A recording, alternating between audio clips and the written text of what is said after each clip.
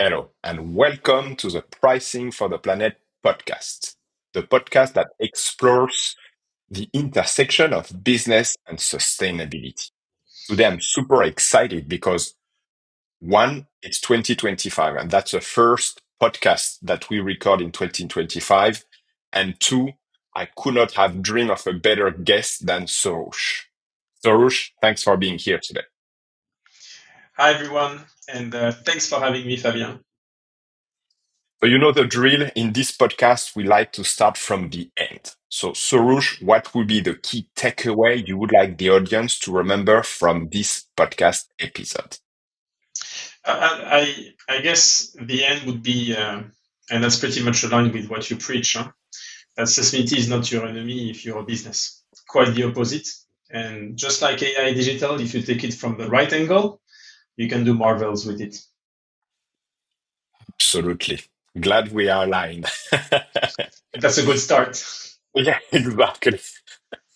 So Soroush, I mean, you have an impressive career and an impressive footprint in sustainability. I would like you to give the audience kind of an introduction, who you are, where you are coming from, and what you are doing today at Schneider Electric. Sure.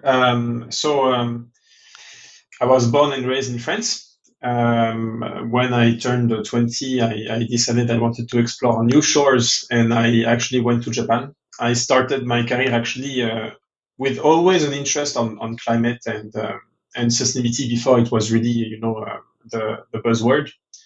But there were already, I think in Europe, you have a lot of consciousness around, climate change. And you already had that consciousness in 2008, 9, when I was just getting into the job market.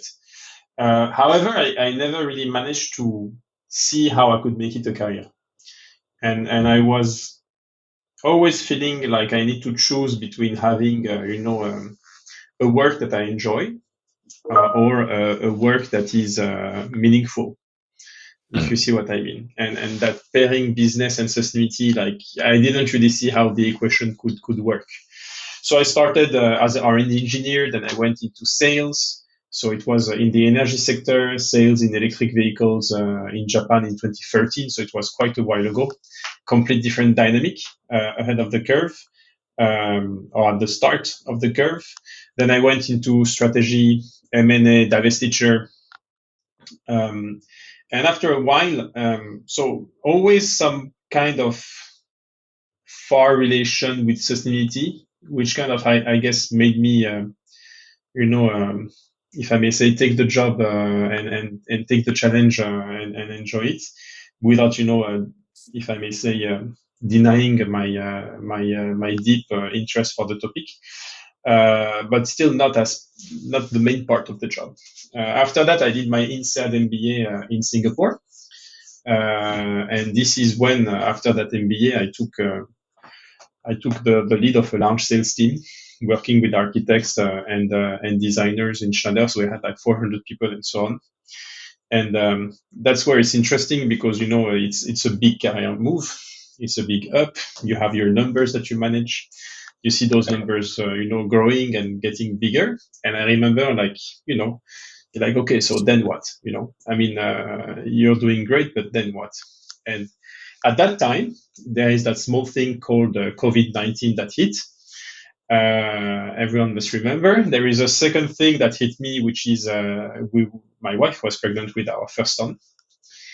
And like the conjunction of those just make me really, really go into an introspective journey and say, hey, like, you know, actually, a book that I read was really the trigger. It's called The Untethered Soul by Michael, I think, Singer.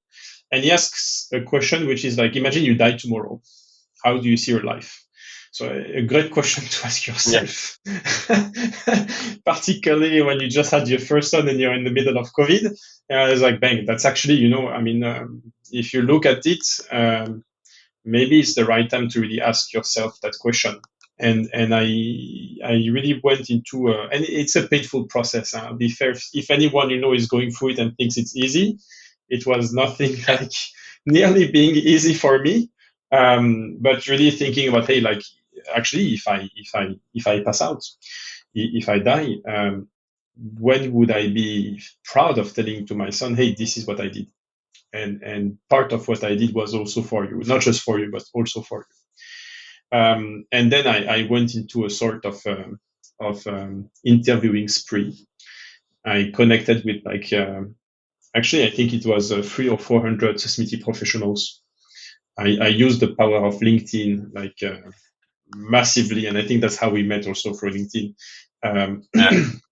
To just interview with IPCC scientists, business leaders, Susmiti professionals, even some activists, and so on. And I dug into the topic, and it's very interesting, how I tended to be quite passive about my career and wait for my company to, pull me where they need them. And when you drive your career in a more intentional way, you start to go much deeper and see things in a much different fashion, in a bit of an entrepreneurial style. And this is when I started to notice that, well, you have climate scientists saying something, you have activists saying something. And when you listen to what the business world is saying, seems like there's a gap. They don't Yeah. really talk to each other. It's nearly not the same language, not the same sense of urgency, not the same purpose. And it's not like one is wrong and the other is right. They both have a certain amount of, let's say, truth in what they say. And they both have things where, there are shortcuts that are being made or perceptions that can be challenged. And I said, hey, maybe this is what I should look into. And I just started, going deeper into that topic. And where I was lucky working at Schneider is that it's a company that really values Susmiti as per se. I mean, we've been learning along the way, and there is still a lot we can do, but definitely, I mean, the company is super advanced. So Yeah. I came up with that concept saying, hey, how do we go even deeper in showing how we can help our customers marry sustainability and business growth and performance and so on? And well, there is stuff that we do in Schneider that makes sense. I wrote also an article which is called "Why Should CSOs as we know them disappear?" So why should chief sustainability officers disappear? And my thesis was to say, if you keep looking just at your own company and you don't look outside at your customers, suppliers, ecosystem, and so on, you lose a big part of the picture. You're isolated as a cost center, and in the end, it will slow down the speed and depth of impact you can have.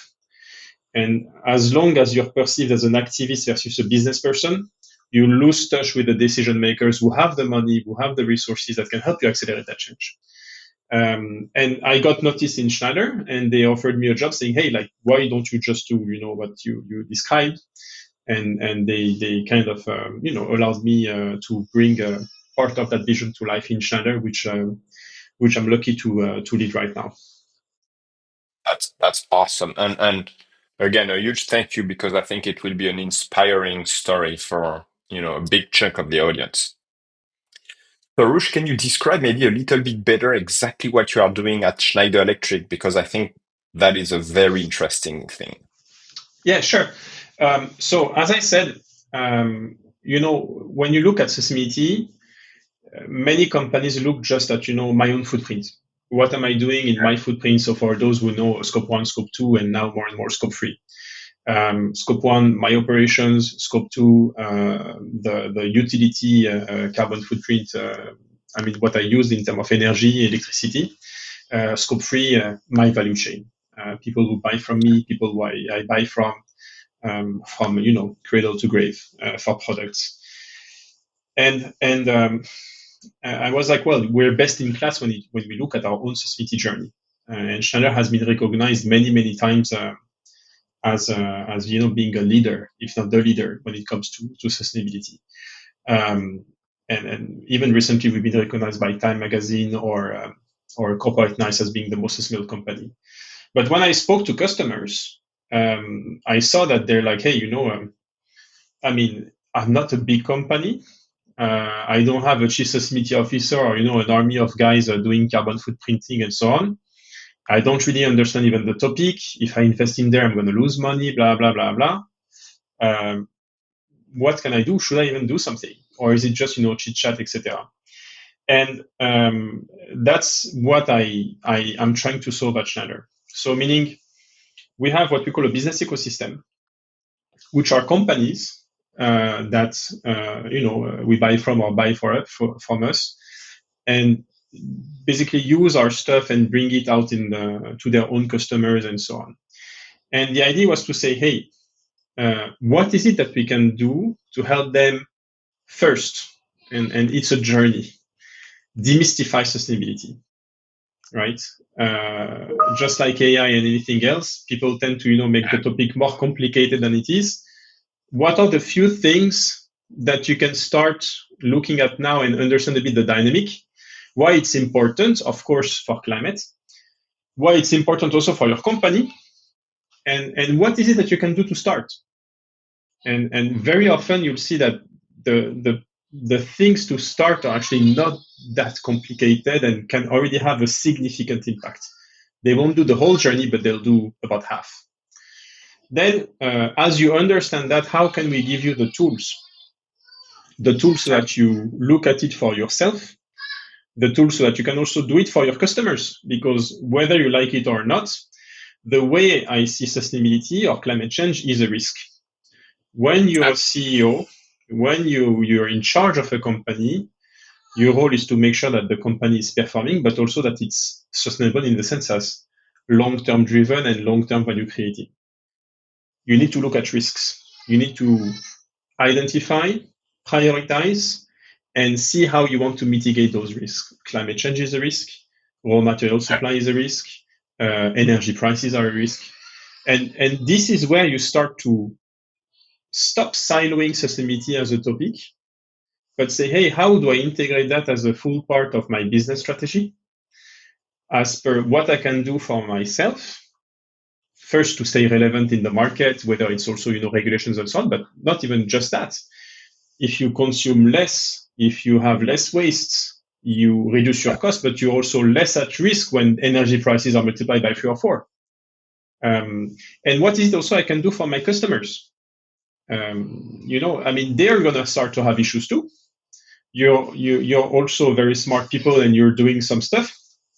What is the flavor you can have to also help your customers solve those issues? And just prepare yourself for what's coming, because climate change will happen or is already happening to some extent. And from there, so that's, let's say, the narrative. And under that narrative, I built a portfolio, and that portfolio entails like everything I explained. So, there is an education piece, there is a thought leadership piece, there is also how do we help you decarbonize yourself, how do we help you decarbonize your customers, and how we help that ecosystem get the knowledge of what Schneider learned about itself, and we have from our consulting arm, and how we bring it, as I say, at scale. It's like sustainability at scale, how we bring it out there so that we have a sort of massification and ripple effect in the markets, where even SMEs can start, do something for themselves, but also for their customers. And hopefully that will just accelerate the change that we need. So a big mission, big expectations, but something I'm very passionate about.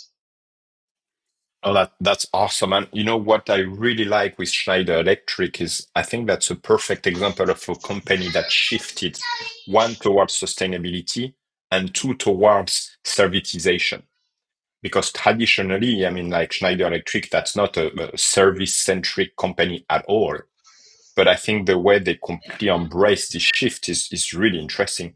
I don't know, I don't remember the exact number, but I think I've read that, you have a significant share of your revenue actually coming from like sustainability and service. That's true. And I think that's due, to the vision of the former CEO, Jean-Pascal Tricoire. I joined the company 12 years ago, and I'm even surprised I stayed that long. But I'm still here, so it's that I'm somehow feeling good about it. He was already talking about sustainability 13 years ago. And I remember people were looking at each other saying, what does he mean? I mean, like sustainable, like maybe we use less plastic, maybe, what does it mean? So it's actually quite interesting. And I think he really took the company from being a manufacturer of electrical components and really see how we move also much more to systems, so management of buildings, data centers, assets, and how we can also bring intelligence on top of that management, saying, hey, how can we help you actually make your assets more performant? And the motto of the company 13 years ago, I mean, I remember when I joined, was saying already, the best energy is the energy that you don't use. So Yeah. there was already that vision of saying, hey, how would we get there? And I think the whole portfolio diversification that was done, progressively speaking, was really around, let's say, bringing that value to customers already, and the portfolio of of services, also of software and sustainability kind of enriched itself through the years. And I think that's recognized today in the share price of Schneider, which if you just check quickly on Yeah. whatever you use to check the share price, we are being recognized as being uniquely positioned for the energy transition, for the electrification of the world, for also everything we do on energy efficiency, be it in data centers, buildings, and so on. And it's, in a sense, it's a testimony that if you take the issue, I mean, I have very little merit in that, if not none, but it shows that if you take the issue well, it can really, you can build a success story actually with sustainability as a value driver. Absolutely. And one question, Sorouch, is so we talked about Schneider Electric. I think it makes sense, and I think Schneider Electric is well recognized for that. Do you have any other concrete example? Because I think all the time it's like people are like, yeah, well, Schneider Electric did it good for them, but like I don't believe it. Like it's almost like, oh, they got lucky, and they got a great CEO, and they were at the right place at the right time. Do you have either like example that really illustrate that no, it's not just Schneider Electric, like you can have an impact, or you can mix sustainability and business growth? That's not Yeah. like a legend. And I think whoever listens to that podcast might already come with a few names for himself. You can think, and actually out of my 300 interviews, when I started, I actually came from the same thing. I said like, hey, maybe Schneider is the easy case. And that statement that I made is maybe applicable just for Schneider. So I'm going to talk to people I actually went to video gaming, to pharma, to maritime industry. I went like really across, and I just said like, is there actually a case that works across? Or is it, just a Schneider, easy story to tell? And I would challenge that. Of course, Schneider is in advance. Of course, Schneider is as a portfolio that was built across 2 decades in that Yeah, direction. It's work that takes effort. However, wherever you go, there is something to be done. Wherever you go, there is something to be done. And there is a way to do it to some extent. I think the hardest industry that I actually looked at was the maritime transportation industry, because switching from, let's say, LNG, which is used in boats, to ammonium, which requires huge investments in ports, and every other how do you say I mean, basically, maritime carrier is looking at each other saying, hey, who's going to invest first? yeah, Obviously, that's a challenge. You have also the tire industry, but the tire industry came together with the WBCSD. They have a common yeah, research organism. The CEOs are sitting around as advisors, and they see what can be done, and I mean, there is a way. And that way is not the same everywhere. And yes, for some companies, it's much easier to reduce your footprint or that of your customer versus others. But you look at the case yeah. of video gaming. I was actually advisor for a video gaming platform which was trying to use microfinancing to finance green projects in Amazonia and in Southeast Asia.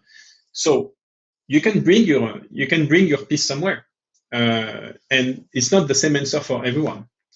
And for anyone who asks himself that question, I think maybe the more important question is: are you in a company where you have the right, let's say, openness? I don't think it's even a question of mindset, but openness to really be able to put that type of agenda forward and give it a shot, or get the opportunity to be able to give it a shot. Because I don't think it's a pure industry thing. I mean, of course, industry takes part, Yeah. but more importantly, it's the organization you're in, and whether they're willing to let you, give it a try. I hope I make sense, huh? No, absolutely. And I think, the transition in like technology to move boats, I think that's a very good and interesting topic. I think a lot of people are talking about it. That's I think we had a discussion with CMS CGM, which is a French company, and they are thinking about a bunch of technologies. I think that they're thinking about like nuclear boats as well. Uh, I think Michelin is investing in a startup to put some like to go back to wind and to complement the engine with actually kind of like wind technology, kind of like back in days. So I think that's very interesting, and I think Michelin for me is a very good one as well. Because if you look at Michelin, so they're investing in this kind of technology, they are branching out of the traditional tire business. And Mm. at the same time, I mean, they invented the like tire as a service, Yes. which very close to what Schneider Electric is doing. It's like you are controlling the entire life cycle of your product. So now you can recycle. You help your clients achieve what they want to achieve. So I think Yeah. that's another good example. And the challenges won't be the same, actually. If you look at tires, I think the issue much more than, of course, carbon, even though carbon is an issue, is also, on uh, how do you say biodegradability, biodiversity Yeah, impact, the fact that tires tend to scratch on roads, and with rain it goes into soils and so on. So you might have actually a much bigger impact on a tire business manufacturer working on biodegradable tires than carbon efficiency in another industry. And it's not at all the same skill set, the same even business mindset that you need to address one challenge versus the other. So there is space for everyone, and I yeah. think that's also the beauty of that challenge. It might be one of the hardest challenge, but I don't think any of us is in the game for the easiness of it. So it's I think that's part of the fun too, even though it might bring a bit of anxiety, but it's purposeful, and we know why we're grinding. Oh, for sure. So, Rush, I want to make sure we have time to talk about it. So let's move to this topic because I think it's very important for the audience. You mentioned something very interesting. You mentioned that now you have a lot of like demands and requests to actually be part of like boards of like startups to actually come up to give like talks or lessons at like university. Can you explain a little bit more like your shift? Because I think it's interesting because like back to the 19th century, we have one job and you do your job and you go back home. But I see, especially in sustainability, you see those very kind of like network aspects, like ecosystemic approach of the work where you do some work for Schneider Electric, but then you are, like some companies are asking for like a board seat for education. So it's much more complex than what it used to be. As I'm leading sustainability at Schneider Electric, and that's what I do from 9 to 6, 7, 8. Yeah, I mean, I'm quite aligned with what you say. I think it comes with the evolution of work, the access to information, the opportunity also to build our own visibility. And I think we mentioned LinkedIn, where I'm now very present, and it's been a game changer for me.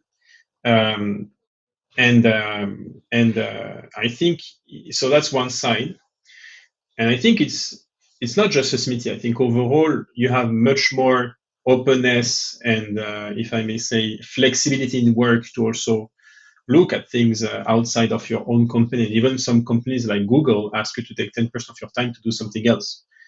And that's also a message saying by looking outside, actually you bring value back to the company. So it's not at all conflicting with your job. I mean, actually, depending on what you do, but it should, most of the time it's not. Now, when you look at Susmitias per se, and I've been in the business sector, the building sector, energy sector, and sustainability. What I truly love about the space is that you're surrounded by people with purpose. When you're surrounded by people with purpose, it's much less about competition It's much more about, hey, like, what can I learn from you, or how can I help you? I know, even though it might not be the same thing, even if I disagree a bit, that we're not doing the same thing, but hey, I'm gonna help you. And that just like makes everything smoother. Now you also have a wide diversity of opinions. I think this is the other thing. You won't get the same engagement from activists as you're getting from professors and startups. But it's a bubbling space that is much more open and much more fluid, open to also communication, collaboration, and so on. Because as a spirit, we're all here to solve a common issue, and none of us has the whole solution. I mean, it's such a complex topic. We're just trying to do our part, right? Um, and when you look at the topic, I think actually with the Trump election, people start to say you have a bit of green hushing. We can come back on that, but sustainability was really after COVID or during COVID and the few years after. Really, it was at the top of the hype. Everyone was discussing about doing something there, and I think whether it's green financing, green venture capital, startups, and so on, you have a whole ecosystem that came up driven by commitments from the Paris Agreement, from the European CSRD, the US also going with their own stuff, and that just, I think we're at the verge.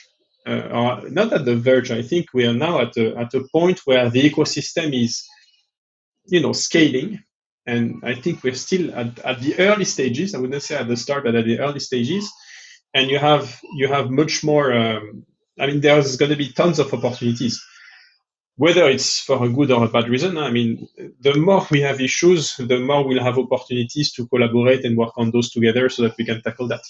And that's the dynamic I see in the space. Yeah, no, for sure, for sure. So, Roche, that was super interesting. Maybe kind of like the last question, it's where can the audience find you? You mentioned LinkedIn. Like, is it the place to go to find you and to connect with you and engage Yeah, with you? I'm an easy guy. I stick to one platform.